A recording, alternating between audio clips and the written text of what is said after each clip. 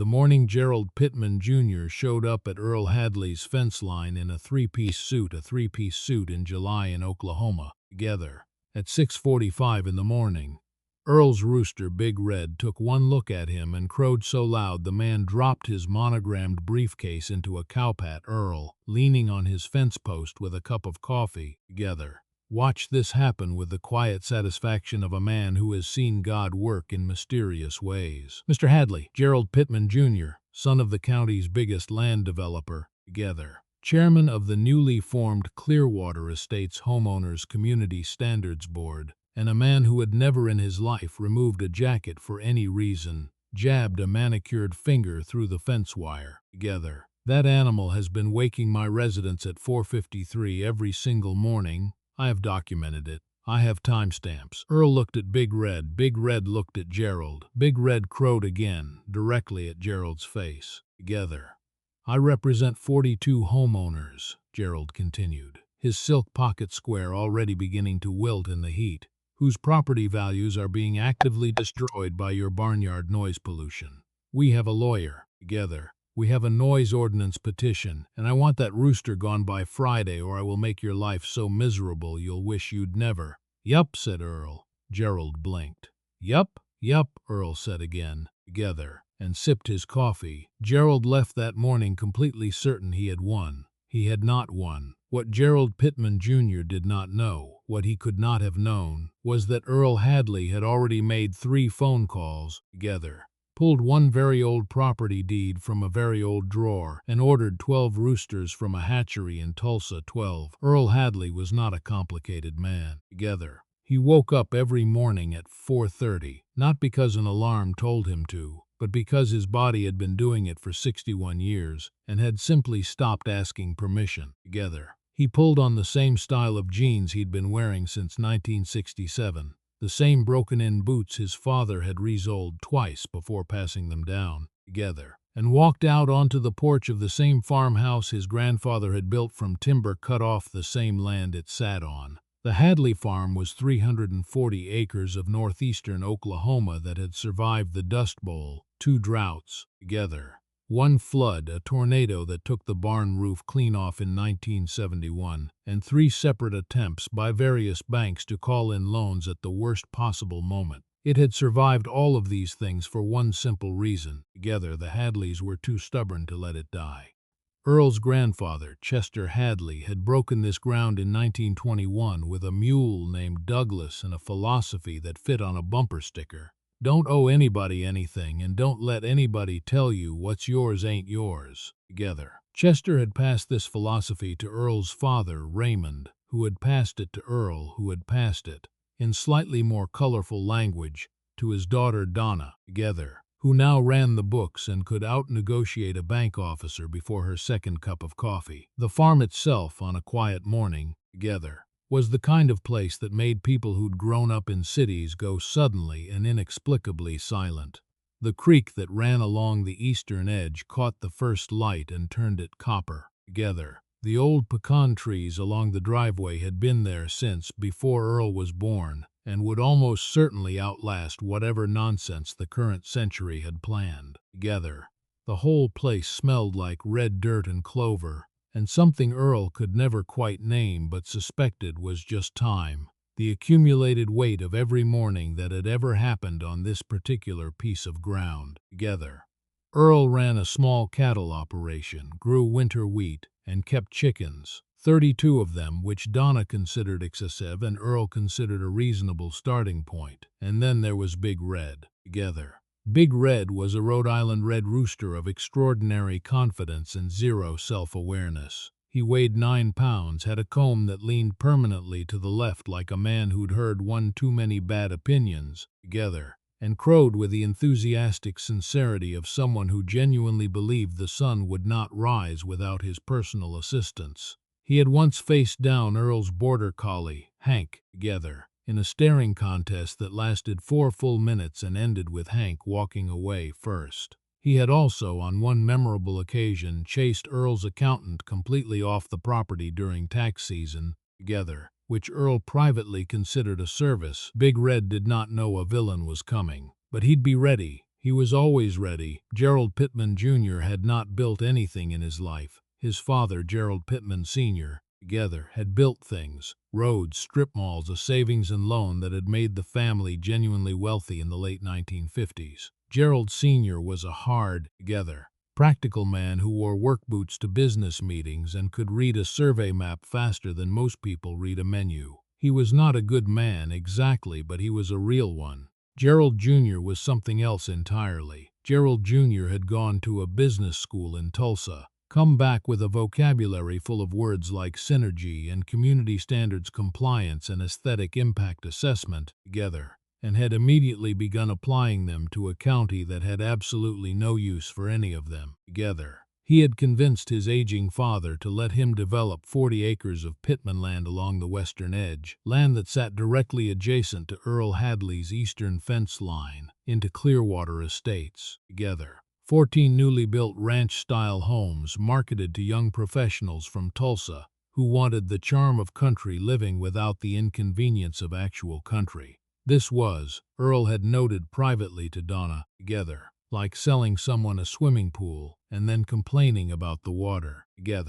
Gerald Jr. arrived at Earl's fence line for the first time on a Tuesday morning in late June, driving a cream-colored Cadillac Eldorado that had no business being on a dirt road. It had been washed recently. Earl could tell because the red Oklahoma dust was just beginning to discover it and was doing so with obvious enthusiasm. Coating the wheel wells in a fine orange film that made Gerald visibly wince every time he looked down at it. He was wearing a three-piece suit. Beige, with a pocket square at 6:45 in the morning, in Oklahoma. In June, Earl watched him pick his way across the rutted ground toward the fence in Italian leather shoes that were already the color of the road and would never fully recover. He carried a monogrammed briefcase and a manila folder with the words Community Standards Escalation, File 01, written on the tab in letters so neat they had clearly been typed by a secretary. Big Red, who had been pecking industriously near the fence post, looked up. He studied Gerald Pittman Jr. for approximately 4 full seconds with the particular intensity of a creature that has survived on pure instinct and does not like what its instincts are currently reporting. Then he crowed, directly at Gerald's face, loud enough that Gerald stumbled backward and grabbed the fence wire with his manicured hand, which immediately transferred a significant quantity of red Oklahoma dirt onto his beige jacket cuff. Gerald stared at the cuff. Something moved behind his eyes that was not quite rage and not quite grief, but lived uncomfortably between the two. "Mr. Hadley," he said, recovering with visible effort, smoothing his jacket and opening File 01 with the gravity of a man presenting evidence at the Nuremberg trials. "I represent the Clearwater Estates Community Standards Board. We have documented 47 separate pre-dawn noise events originating from this property. Your rooster is in violation of—" "He's a rooster," Earl said. "County Noise Ordinance 7, subsection, that's what they do." Gerald looked up from his folder. His eyes had the flat, dangerous shine of a man who had never once in his life been interrupted and intended to make that very clear.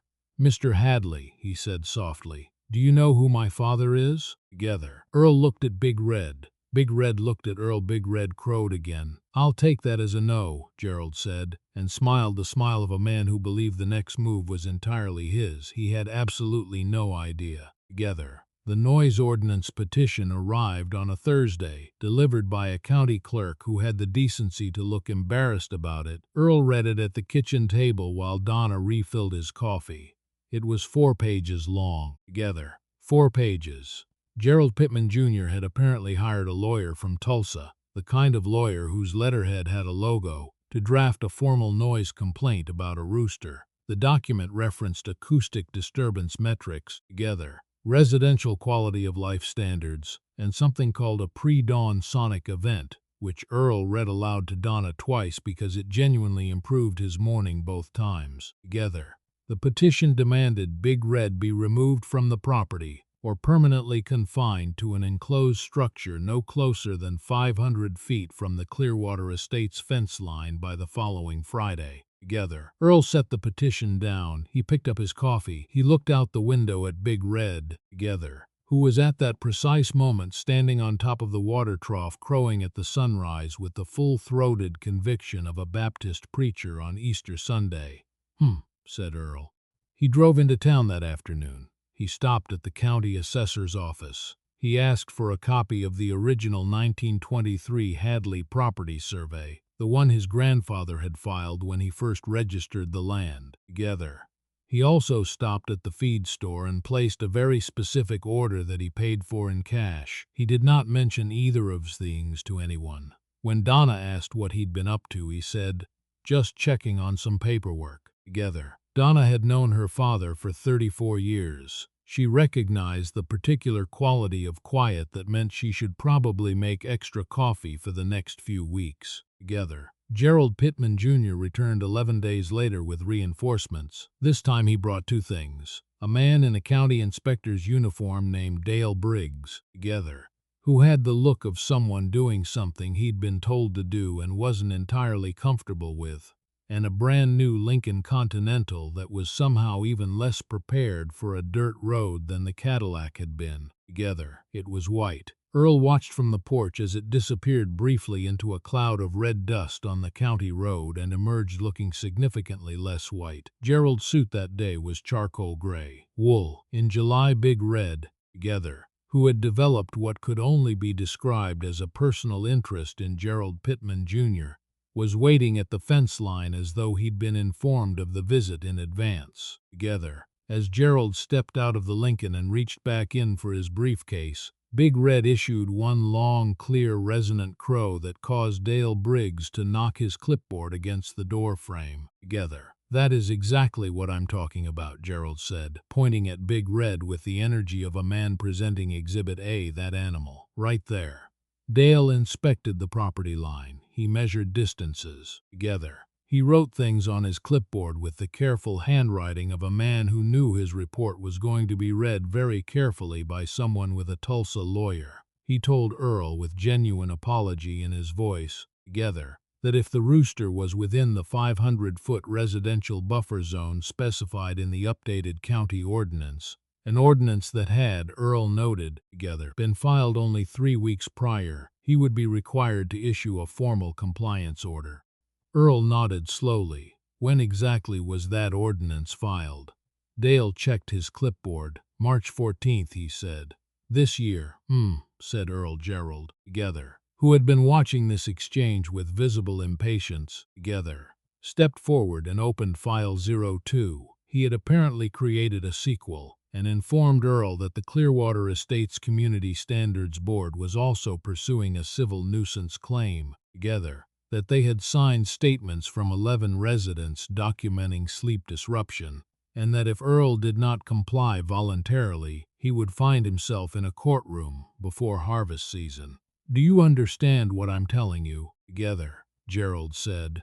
"I will tie this farm up in legal fees until you can't afford the lights on in that house." Earl looked at him with the calm expression of a man watching weather roll in from a distance. "I appreciate you coming out, together." "Gerald," he said. Gerald blinked. Nobody called him Gerald. It was always Mr. Pittman. He wasn't sure why that bothered him, but it did. He left in the white Lincoln, which was now the color of the road. That evening, together, Earl made 2 phone calls. The first was to a man named Howard Briggs, Dale's uncle, who had done survey work for 3 generations of Hadleys and kept meticulous records, together. The second was to a hatchery in Tulsa to confirm a delivery date. Donna heard both calls from the kitchen. She made extra coffee. What Gerald Pittman Jr. did next was the kind of thing that, in a just universe, together, would have been enough to make a man permanently ineligible for polite company. He bought the water, more specifically, together. He had his father's company file an application with the county water board to reroute the small tributary creek that ran along Earl's eastern property line, the same creek Earl's cattle had used for supplemental water access for 53 years, together. The application cited residential drainage management and community infrastructure development. It was approved in 9 days by a water board whose 3-member panel included Gerald Pittman Sr.'s former accountant, together. a man who had sold Pittman Development 4 parcels of land over the previous decade, and a third member who had received a very generous campaign donation from the Pittman family the previous fall. Together, the letter arrived on a Wednesday morning. It informed Earl that creek access would be modified. Modified was the word they used, as though they were adjusting a font size within 60 days. Together, and that any existing cattle watering infrastructure within 30 feet of the eastern boundary would need to be relocated at the property owner's expense. Earl read the letter once. He set it on the table. He looked out the window for a long moment at the creek catching the morning light. Together, the same creek his grandfather had drunk from in 1921 when he first walked this land and decided it was worth everything.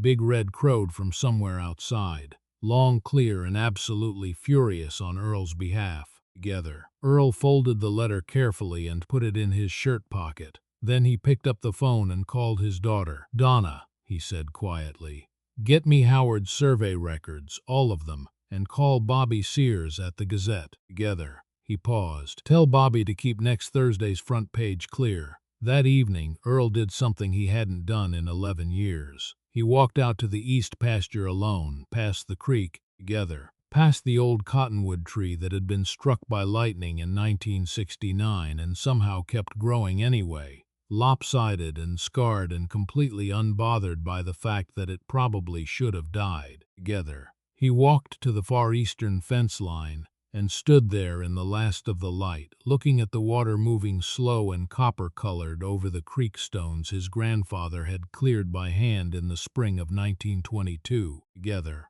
he stood there for a long time. Earl Hadley was not a sentimental man in the way people who've never worked land imagine farmers to be, all misty-eyed at sunsets and prone to speeches about soil. Together, he was sentimental in the way that actually counts, quietly, privately, and with a long memory. He remembered his father standing at this exact fence line in 1959, together, pointing at the creek and telling 8-year-old Earl that this water had never once failed them, and that a man who protects his water protects everything downstream from it: his cattle, his crops, his family, his future. Together, Raymond Hadley had died at this farm. Chester Hadley had died at this farm. Earl intended to die at this farm, and he intended for Donna's children, whenever she got around to providing him some, to die at this farm too. Together, at very advanced ages, having never once been pushed off it by a man in a wool suit who thought synergy was a substitute for sense. He pulled the waterboard letter from his shirt pocket. "Read it one more time." Together, folded it back up. Then he walked back to the house, sat down at the kitchen table, and opened the old tin box he kept in the bottom drawer of his grandfather's desk, the one that held the original land deed, the original survey. Together, and one other document that he had not looked at in over a decade but had never once considered throwing away. He found what he was looking for in 40 seconds. He read it carefully. Then he smiled. Not a big smile. Together, not a triumphant smile, just the small, quiet smile of a man who has been patient for a very long time and can now see exactly where the road leads. He picked up the phone and called Howard Briggs. "Howard," he said. Together, "remember that conversation we had about the 1923 riparian rights filing?" A pause. "Pull it," Earl said, "and bring it to Bobby Sears before noon tomorrow." He hung up, looked at Big Red through the kitchen window. Together, silhouetted against the porch light, standing on the fence post like he owned the county, Earl thought, well, he kind of does. It was over for Gerald Pittman Jr. He just didn't know it yet. Together, the Clearwater Gazette ran a small paper, 4 pages a week, 6 on a busy one. Together, Bobby Sears had been editing it since 1974 and had the particular energy of a man who had been waiting his entire professional life for a story worth telling. Together, he was the kind of journalist that small towns produce occasionally, not famous, not ambitious in the traditional sense. Together, but possessed of a total and unwavering commitment to the truth that made him quietly invaluable and occasionally deeply inconvenient to people who preferred things stay quiet. Earl had known Bobby since the 3rd grade. Together, he trusted him completely. He trusted him with everything. The story ran on a Thursday morning under a headline that Bobby had clearly enjoyed writing. Together, Pittman Development Water Application conflicts with century-old riparian rights deed. Kankakee records show 1923. Filing predates all subsequent ordinance. Earl sat on his porch with his coffee and read it the way a man reads something he already knows but enjoys seeing confirmed in print. Together, Donna sat beside him reading her own copy, occasionally making small sounds of satisfaction that she had inherited directly from her father. The story was careful and precise and thoroughly sourced. Together, Howard Briggs had provided the original 1923 survey documents, which showed in unambiguous legal language that Chester Hadley had filed a riparian water rights claim on the Eastern Creek in the spring of that year, a claim that under Oklahoma state law, established a permanent and inheritable water access easement for the Hadley property that could not be modified, redirected, or restricted by any subsequent county ordinance, development application, or water board ruling, regardless of who sat on that board or who had donated to whose campaign. The story also noted, with the particular precision of a man who has been waiting to write something like this for a very long time, that the 3 water board members who had approved the Pittman application had done so without disclosing their financial relationships with Pittman Development, relationships that appeared, upon examination of county records, to constitute a rather clear conflict of interest under state ethics guidelines. Bobby had made 3 phone calls to the state ethics office before running the story. They had been very interested. Gerald Pittman Jr. read the story at 8:15 Thursday morning. Earl knew this because at 8:47, the cream-colored Cadillac. He had apparently returned to the Cadillac, perhaps feeling the Lincoln had let him down spiritually, came down the county road at a speed that was genuinely alarming for a vehicle on an unpaved surface, trailing a plume of red dust visible from the porch like a signal fire announcing its own disaster. Earl set down his coffee cup, straightened up, looked at Donna. "Here we go," Donna said, and took her copy of the Gazette inside. Gerald Pittman Jr. did not park so much as abandon the vehicle at the edge of the road. He was out of the car before it had fully settled, striding across the rutted ground toward Earl's fence line with the energy of a man who has completely lost the internal voice that tells people to calm down before doing something permanent. He was wearing, Earl noted with deep appreciation, a full 3-piece suit in cream white, apparently coordinated with the Cadillac, which was now collecting red Oklahoma dust at a rate that would have made a soil scientist emotional. Big Red was at the fence post. Big Red had, Earl sometimes thought, a gift for timing that bordered on the supernatural. He was standing on the top rail of the fence with his comb leaning left and his chest out, and as Gerald Pittman Jr. came within 15 feet of the fence line, Big Red drew himself up to his full 9-pound height and issued a crow of such volume, duration, and apparent personal feeling that Gerald actually stopped walking for a full 3 seconds. Then he kept coming. "You think this is funny?" Gerald shouted, waving the Gazette at Earl from 10 feet away. The pocket square, today's was cream silk, of course, had already escaped his breast pocket and was dangling from his jacket like a white flag that hadn't decided yet whether to surrender. "You think you can go to the newspaper?" "You think some 100-year-old piece of paper is going to? Do you have any idea what my father's lawyers are going to do to that filing? Do you have any idea who we are in this county?"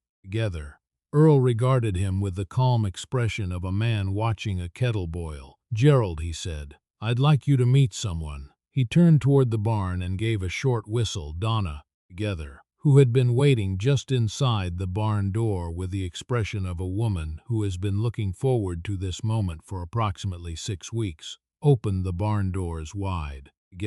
12 Rhode Island Red roosters walked out into the morning light. They were magnificent. They were enormous. They had the collective energy of a congregation that had just been told the sermon was going to run long, and they were fine with it. They surveyed the fence line, the road, the cream-colored Cadillac with its coating of red dust, together, and Gerald Pittman Jr. in his cream-white wool suit with his dangling pocket square, and they began one by one and then all together to crow. It was, Earl would later tell Donna, together, the single greatest sound he had ever heard in 61 years on this earth. Gerald stood completely still. Something was happening to his face that had nothing to do with the July heat. The color was leaving it in a slow, together, visible tide, starting at the edges and working inward, until what remained was the particular gray-white of a man who has just understood, all at once and far too late, the full shape of what has been done to him. Those, together, Earl said pleasantly, are your noise ordinance violation, all 12 of them, and that. He nodded toward the fence line where Donna was already unrolling the first section of new fencing panels. Together, anchored to posts sunk directly on the property line is their new home, right there on the boundary. Per your own petition, they just need to be in an enclosed structure. So I built them one, on my property, which, together, as you've recently been reminded, is my property all the way to that creek. Gerald opened his mouth. Nothing came out. The riparian rights deed also means, Earl continued, in the same tone a man might use to discuss the weather, together, that your water application is void, has been void since the moment it was filed. The state ethics office is apparently going to have some follow-up questions for your water board friends about that approval process, together, which Bobby tells me is a story he's planning to run next Thursday as well. And the Thursday after that, if there's more to tell. Gerald's Tulsa lawyer, Earl had learned through Howard Briggs, together, had called Gerald that morning after reading the Gazette. The call had not gone well. The lawyer had used the phrase untenable legal position 4 times in 11 minutes, which Howard had heard about from the lawyer's secretary, together, who was Howard's niece, and which Howard had relayed to Earl with obvious pleasure. Gerald Pittman Jr. stood at the fence line in his cream-white wool suit, which was now the color of the road, together, as 12 Rhode Island Red roosters arranged themselves along the new fence panels, and regarded him with the combined judgment of creatures who wake up before dawn every single day and have absolutely no patience for people who complain about it. Together, Big Red hopped down from the fence post and walked the fence line slowly, deliberately, like a foreman doing a final inspection, before stopping directly in front of Gerald and issuing one last crow of such personal, targeted, together, magnificent conviction that a mockingbird somewhere in the pecan trees started trying to imitate it. Gerald looked at the roosters. He looked at the fence. He looked at Earl. He looked at his suit. He turned around. He walked back to the Cadillac he got in, together. He sat there for a moment that Earl clocked at approximately 45 seconds, which Earl respected. It takes a certain kind of man to sit quietly with a disaster before driving away from it. Then he drove away slowly, together. This time the dust settled behind him like a curtain coming down at the end of a show. Earl picked up his coffee. It was still warm. "Good rooster," he said to Big Red. Big Red crowed once more, softly, modestly, together, the way a professional acknowledges a compliment. The state ethics investigation took 4 months. It was, by all accounts, thorough. All 3 water board members resigned before it concluded, 2 voluntarily, together. 1 after a conversation with a state investigator that his secretary described as not short. The water application was formally voided in September. The creek ran exactly where it had always run, together, over the same stones Chester Hadley had cleared in 1922, catching the morning light the same copper color it had always been, completely indifferent to the fact that anyone had ever tried to move it, together. Pittman Development's Clearwater Estates project stalled badly in the aftermath. 3 of the 14 homes sat unsold through the winter, together. The young Tulsa professionals who had bought the others, drawn by the promise of country charm without country inconvenience, discovered, as Earl had quietly predicted to Donna, together, that the country had opinions about that arrangement. The Gazette Bobby's follow-up stories on consecutive Thursdays as promised. Then a Thursday after that, Bobby, Earl reflected, together, was a man who had genuinely found his calling. Gerald Pittman Jr. was seen in Clearwater twice after that morning at the fence line, together. Both times he was driving a different car, something modest and domestic that suggested either a change in philosophy or a conversation with an insurance adjuster. He did not stop. He did not look toward the Hadley farm. Together, he kept his eyes on the road with the focused attention of a man who has learned, at some personal expense, that certain fence lines are best not approached. Together, Gerald Pittman Sr., to his partial credit, called Earl directly in October. The conversation was brief. He acknowledged the water application had been a mistake. Earl acknowledged the acknowledgement. Together, they did not become friends. They did not need to. The 12 roosters settled into their fence-line coop with the contentment of creatures who have found their purpose. They crowed every morning at 4:53 with the joyful, unified, together, completely unapologetic enthusiasm of a choir that knows exactly what it's doing and has been given every legal right to do it. Together, Big Red presided over them from the top post like a man who has always known how this story was going to end. Which brings us back to that July morning. A man in a three-piece suit, a monogrammed briefcase, together, and a manila folder labeled File 001 standing at Earl Hadley's fence line, absolutely certain he was about to win. Yep, Earl had said, just yep, because Earl Hadley already had the deed in the drawer. Together, the survey in Howard's files, Bobby Sears on speed dial, and 12 roosters on order from a hatchery in Tulsa. He had been 3 moves ahead before Gerald Pittman Jr. had finished his first sentence. Together, he had won the moment he decided to. Quietly, legally, and without raising his voice a single time, Earl told Donna afterward. Together, sitting on the porch in the early evening with the creek catching the last light and 13 roosters settled in for the night. Some men walk onto a farm and see something they can take. Your grandfather knew the answer to that. Together, you just make sure what's yours is so clearly, so completely, so permanently yours that taking it would require them to fight the ground itself. He sipped his coffee. Ground always wins.